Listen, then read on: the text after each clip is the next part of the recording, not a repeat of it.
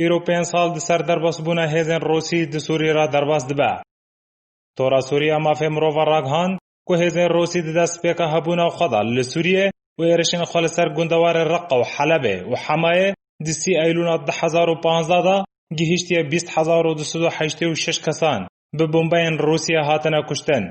جه 8654 سیویل بون جوان 10094 زارو کسین کم تمن و 1417 کس ین جور 18 سالی را و 5504 چکدارن داعش هاتنا کشتن و 6128 کس جی گروپین چکدار ین کل در دورا باجار ادلب و غوطه شرقی دمینن هاتنا کشتن.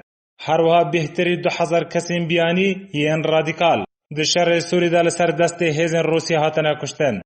لسر درباس بونا 5 سالان جهابونا هیزن روسی لسوریه وزیر بروان روسیه سرگی شوگیو راگهاند که ده انجام اپراسیون هیزن روسی لسوری دا 133,000 چکدار هاتنا کشتن. جه 4,500 چکدار جو کومارن یکت سوفیت برینه و زیانین مزن گیهان تیروریستین جیهانی لسوریه. هر وها سرگی شوگیو تکس کر که تیروریست ناف دولتی داعش لسوریه و لجیهان بداوی هات و یک چکدار تیروریست در باس ناف خاک روسیا نبویه. به ویشوی هیزن روسی به ارک خواه لشکری لگوری داخاز افسری گشتی یه هیزن روسی ولادیمیر پوتین رابون.